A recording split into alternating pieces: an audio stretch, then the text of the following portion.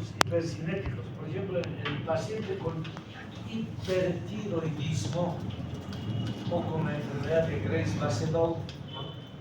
Ustedes van a ver, son enfermedades que pueden producir un pulso saltón. Eso parece normal. Un hipertiroideo, su pulso es normal. Por eso yo les ruego que vean un paciente con un diagnóstico y vayan a ver, averiguar si es así. Aparentemente pensamos que todos los pulsos son iguales, pero no, son distintos. Entonces, cuando ustedes vean a un paciente con enfermedad de Graves-Basedow o hipertiroidismo, vayan a tomar el pulso para ver que es un pulso saltón. Estoy dando el ejemplo. Y en forma normal, pulso célebre colapsante, que se llama en la insuficiencia aórtica. O sea, la válvula aórtica, la válvula sigmoidea aórtica, en la fiebre reumática, por ejemplo, puede ser agredida de tal manera que cuando hay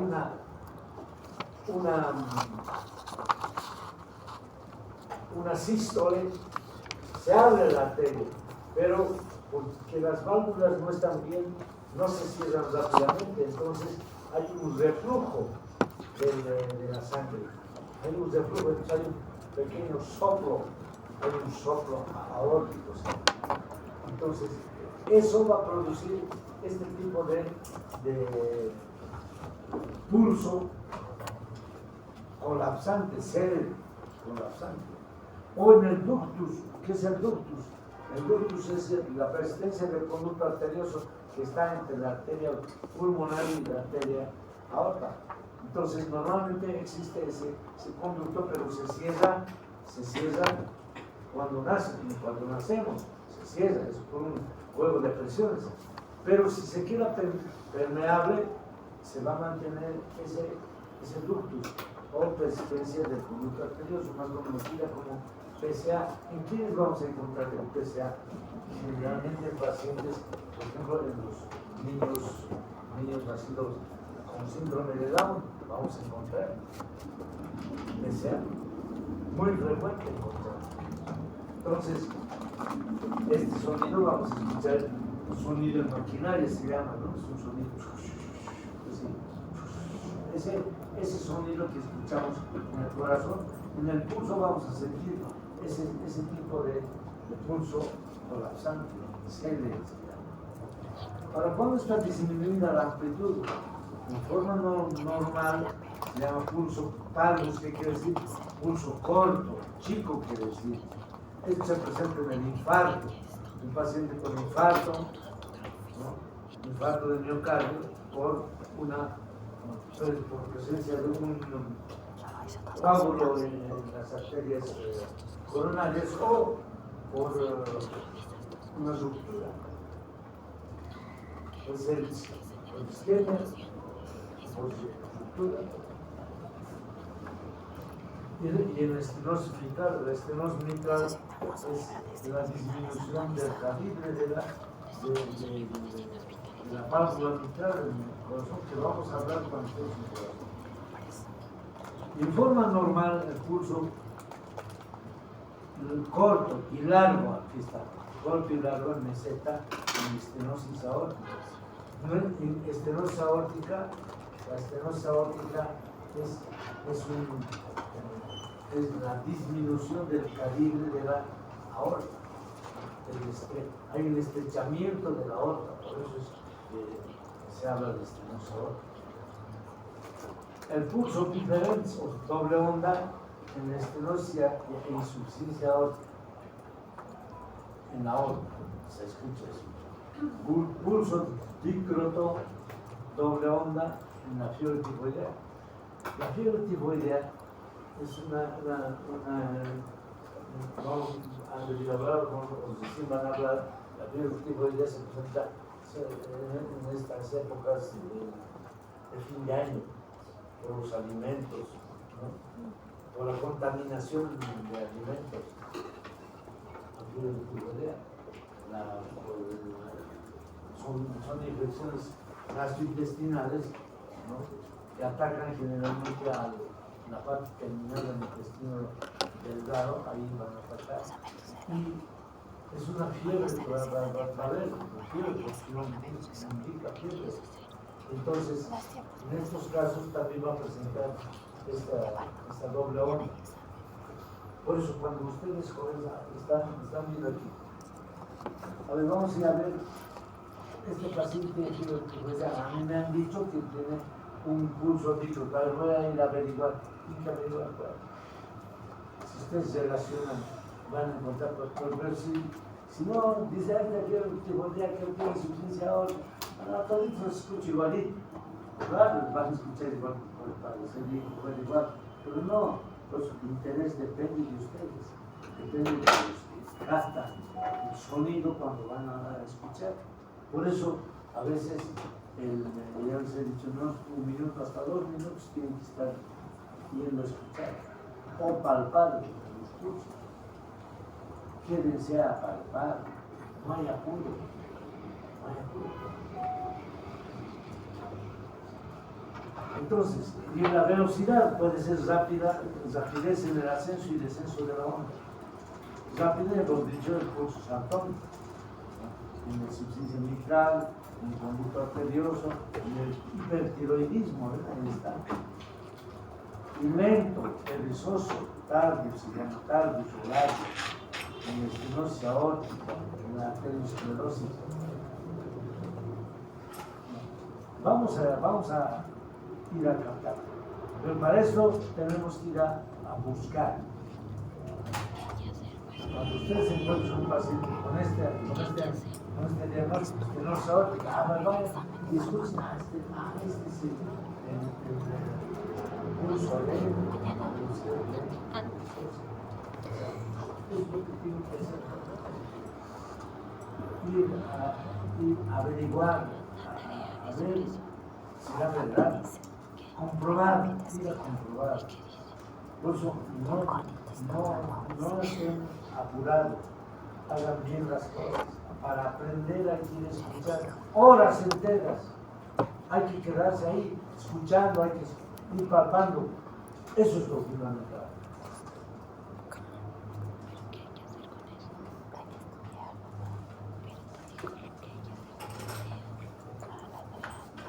Y otra cosa más. Aquí, por ejemplo, dice, ya hemos visto frecuencia, ritmo, amplitud, simetría. Hay que ir a ver en el lado derecho cómo es como en el lado izquierdo, ¿no? Hay un que se llama coartación de la aorta. En ese caso, el pulso del lado derecho es distinto al del izquierdo. No es igual. Porque alguien nos va a decir seguramente el cardiólogo han palpado en los dos lados. Otra cosa es palpar en los miembros superiores y en los pies también. A un cardíaco hay que palpar en los miembros superiores y los inferiores. En un paciente diabético, tenemos que palpar los miembros superiores y los miembros inferiores. ¿Por qué? Por ejemplo, ustedes conocen, tal vez no conocen, pero ya están enterándose, hay el llamado pie diabético. Entonces, en el pie, ¿qué es el pie diabético? ¿Por qué tienen que ir a amputar el miembro inferior de un diabético? Porque es una vesiculación. Se produce una inflamación de los vasos capilares, es una capilaritis. Entonces, esa capilaritis hace que no haya buen riego sanguíneo en el miembro inferior y entonces pasa primero por una úlcera o unas 2 úlceras que no se pueden curar porque no llega buena cantidad de sangre a los miembros inferiores. Entonces, esa capilaritis va a producir una hipoxia, una isquemia, un infarto, en fin, hasta la putrefacción. Entonces hay que amputar. Por eso es que hay que saber palpar, hay que ir a palpar simétricamente derecho, izquierdo, superior e inferior. Hagan eso, jóvenes. no digan, no sabía pues que era eso, no sabía. Ahora les estoy avisando. Hay que ir a palpar simétricamente. Eso es importante.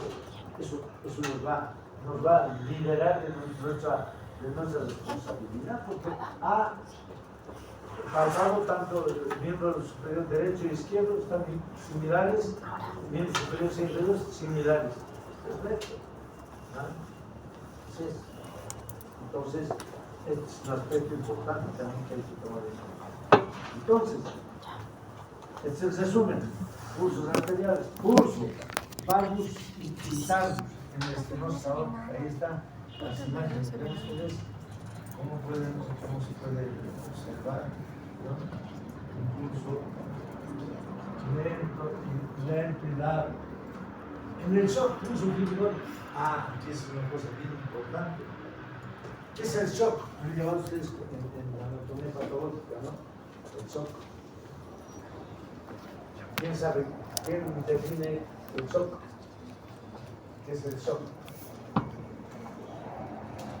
Ya les he dicho, hemos tenido un gran profesor inglés, Hamilton Barry, ¿no? Hamilton Barry. Ese profesor es maravilloso.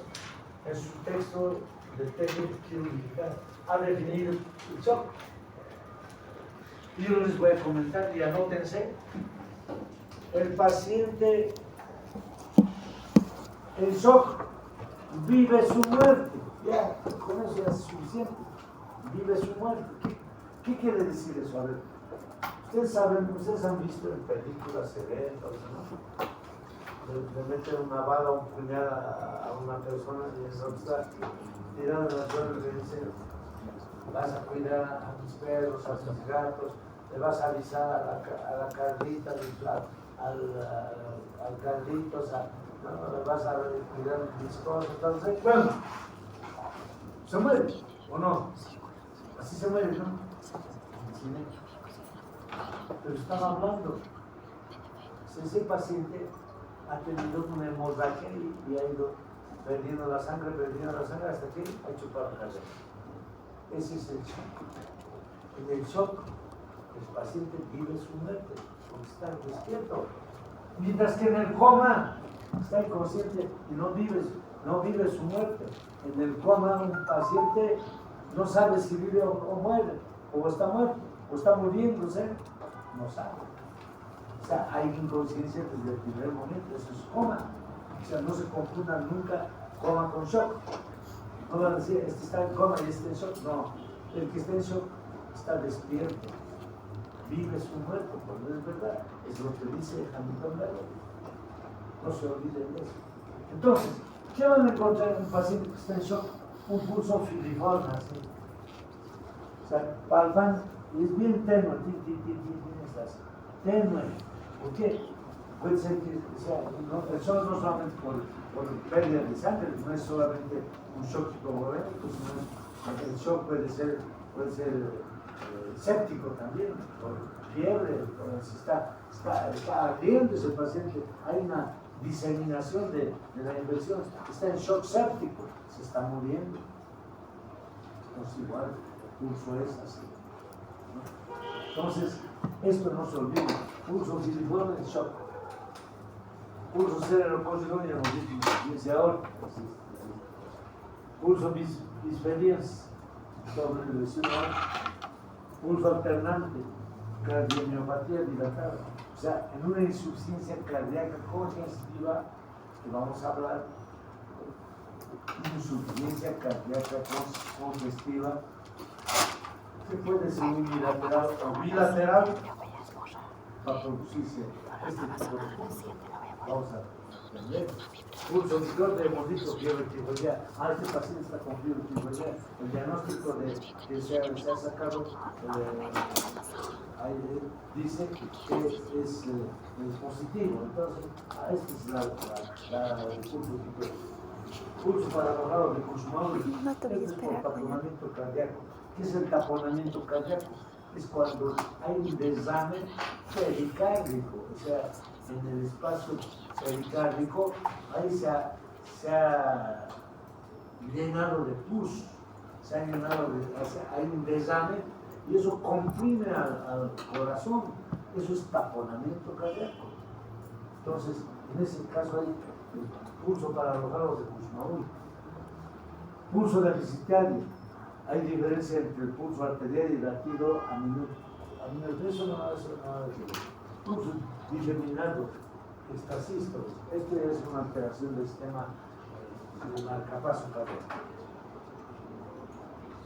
Entonces, eso es lo que hasta aquí tenemos que hablar sobre pulso. Entonces, ya hemos hablado, jóvenes, lo principal en un examen semiológico. Lo primero que hacemos en un examen físico es observar la fases del paciente, su forma de caminar, cómo ha llegado a la consulta, anotamos todo eso y lo primero que hacemos es control de signos vitales. Entonces ahí vamos a averiguar frecuencia cardíaca, frecuencia respiratoria, temperatura y medir una presión arterial. Eso nos habla cada uno de parecería que fuera una cosa sencilla, no es sencilla. De ahí tenemos que destacar muchos datos para poder llevar a un diagnóstico adecuado a nuestros pacientes. Entonces, hemos hablado de eso, y hemos hablado del principal motivo por el que vienen al consultorio, que es el dolor, ¿no? Todos estos signos tenemos que estudiar ya con mayor profundidad con la fisiopatología de cada uno de estos signos. Hay que ir a ver la fisiopatología de estos signos. Entonces,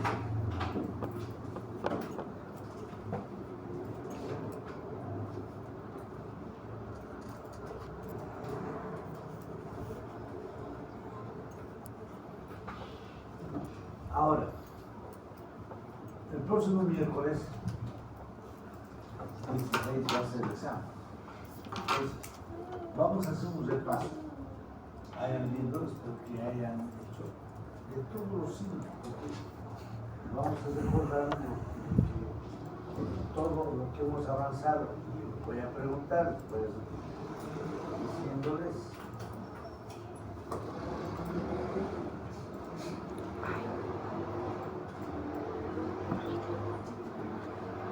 El examen va a constar de todo esto.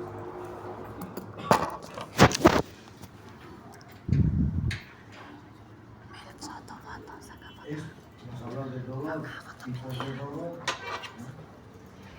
No vamos a hacer mucho énfasis en esto, sino voy a pedirles todo lo que hemos hablado de dolor. Todos estos signos que hemos hablado de los amorosis, astigmatismo, presbicia, diplopía, discromatopsia, todo esto se da esto para que averigüen. Voy a preguntar a qué se debe cada uno de estos. Nariz, todo esto, todos estos signos también, recordarles que ya deberían saber. Por ejemplo, epistaxis. En la primera clase, ¿no? ¿Qué es la epistaxis? A ver, una preguntita. ¿Qué es la epistaxis? Bueno, vamos a pasar el miércoles también. ¿Qué es epistaxis? ¿Qué se debe? ¿Ruptura de qué es? ¿Qué sabe? Ruptura de arterias. ¿Pero qué arterias? ¿Sabe pues? ¿Qué arterias es ruptura de qué arterias? ¿De qué plexo? Ah, plexo de Kieselbach. ¿Y cómo está formado el plexo de Kieselbach? Eso tienen que saber. Si no me responden correctamente, está incompleto, posible. Sí voy a preguntar.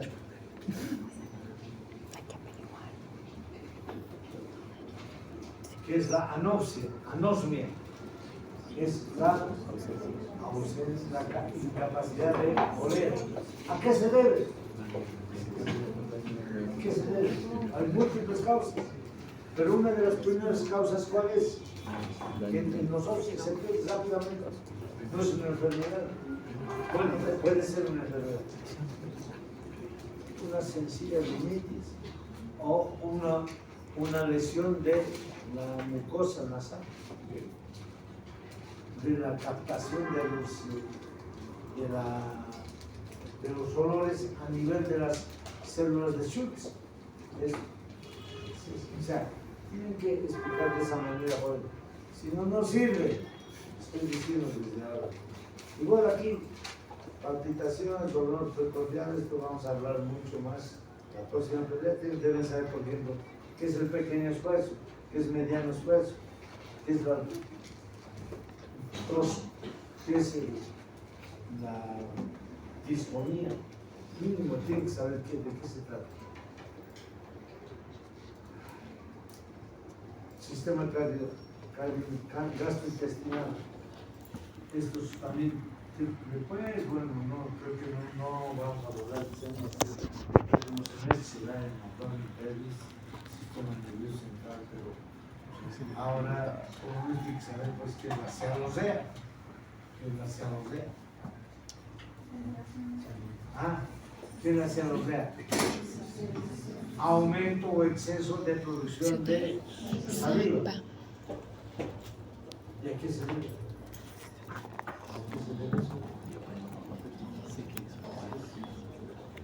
La ageusia. ¿Qué es la ageusia? ¿Qué es la ageusia? Pérdida de la sensibilidad del gusto. ¿A qué se debe? ¿A qué se debe? Pero una cosa es la ageusia en los dos tercios anteriores de la lengua y otro es en el tercio posterior de la lengua. Así es. Entonces, por favor, en estos días ya han debido estudiar, pero me parece que no han leído nada, se van a pasar. Y yo estoy dando ya las preguntas, pero aquí están las preguntas. Si no averiguan nada, jóvenes, se van a aplazar. Y yo no les voy a... yo no voy a mover un dedo si no leen. Está aquí el diagnóstico. Y esto, ¿cuándo se les ha dado? Por lo menos pienso yo que en primer y segundo semestre, por lo menos yo en primer y segundo semestre les he explicado todo esto. Bueno, lamentablemente no ha pasado conmigo muchos, pero su docente les ha de dar el título por lo menos. Pirosis, claro. ¿A qué se debe la pirosis? Náuseas. ¿Qué será la náusea? No, ya, definición, y ya deriva todo. Eso tiene que ser prueba, es la parte que corresponde. Averiguar correctamente cuáles son las causas de cada una de ellas. ¿Qué es la hematemesis? ¿Quién sabe? Vómito con sangre. Vómito con sangre. Sangre. ¿Qué se debe? Hemorragia interna del abdomen. ¿De dónde? Del tracto digestivo.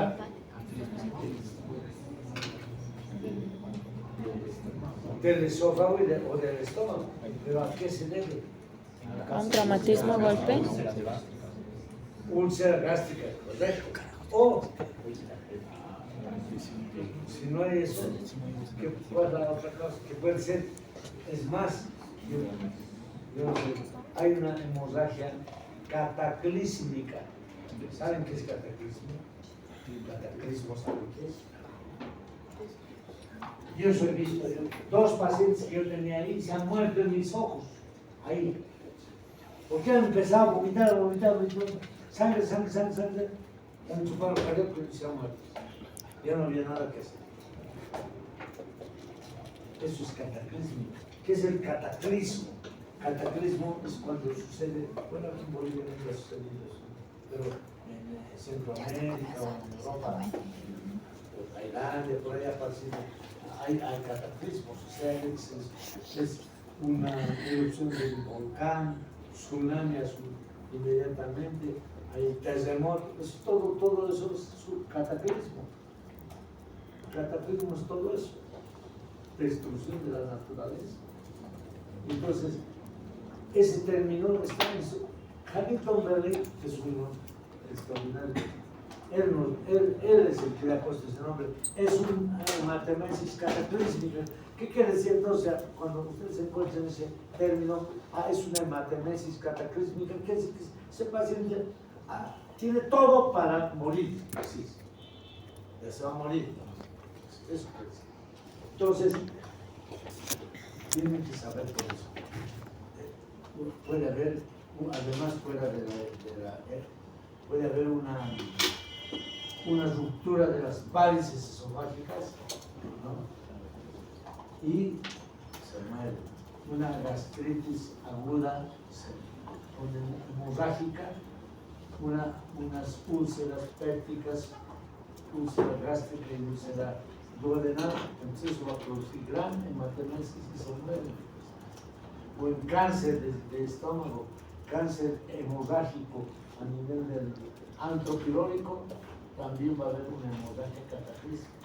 Y ustedes no van a saber cómo anotarlo. Van a ver un paciente ha llegado al consultorio y empezó a vomitar y se ha muerto. ¿Qué es eso?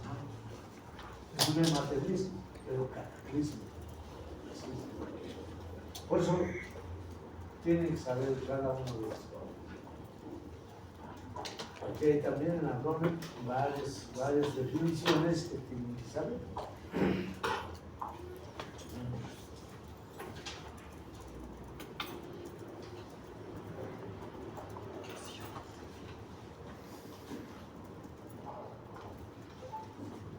Entonces, definición de diarrea tienen que saber.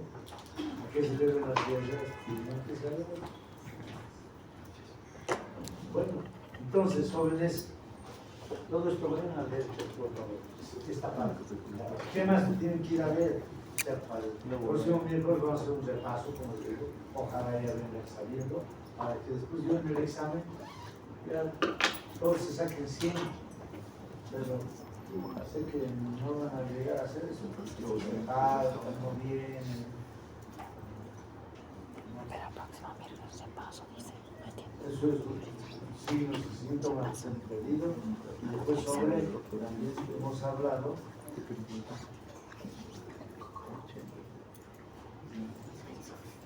Y por esto también hay que saber. Descripción de la cara, tienen que saber pues todas las partes de la cara.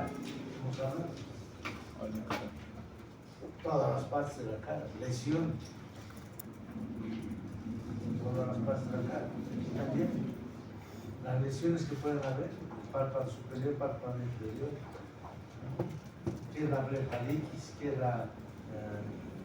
es el pterigio, aquí estamos viendo el pterigio, qué es la anisocoria, qué es la isocoria, a qué se debe cada uno de ellos,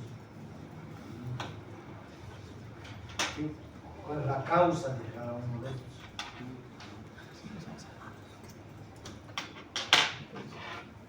Miosis, miniasis, técnica de exploración del fondo de ojos, espero que ya tengan artroscopio, hayan hecho un esfuerzo para que ya tengan, ya deben estar, pues están yendo al hospital. ¿Quién está yendo al hospital? Ya tienen artroscopio para ir al hospital, ¿no? Si no, están perdiendo su tiempo, papi. Están yendo a perder su tiempo, seguramente les dicen, a ver, examinen, ¿qué van a estar examinando, mirándoles?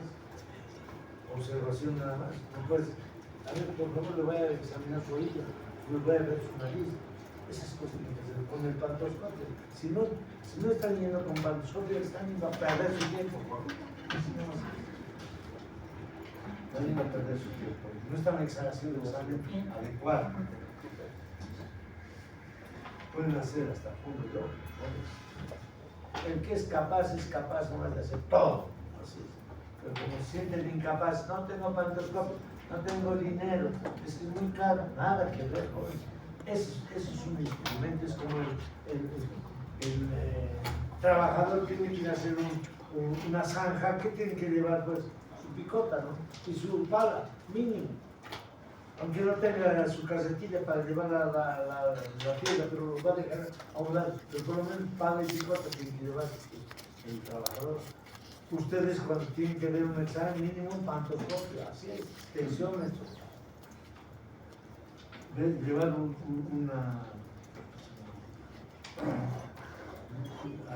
su tensiómetro con endoscopio, mínimo, eso es. Y los conocimientos en la cabeza. Si no tienen todo eso, están perdiendo su tiempo, les digo la verdad. Porque no llevan conocimientos, no llevan nada, ¿qué van a ir a hacer? Van a perder su tiempo, porque no saben a qué se les una pupila más grande y la otra más chica. ¿Qué será, no? O sea, si vamos a ir a perder nuestro tiempo, esto, todos sin palpebrado. ¿A qué se debe?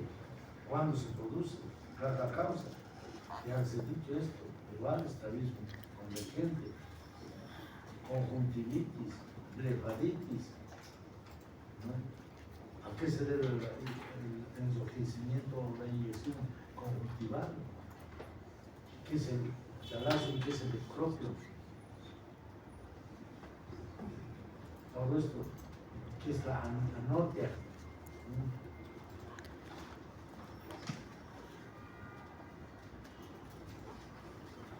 Tapón de seda, cuerpos extraños. Hemos hablado de todo esto.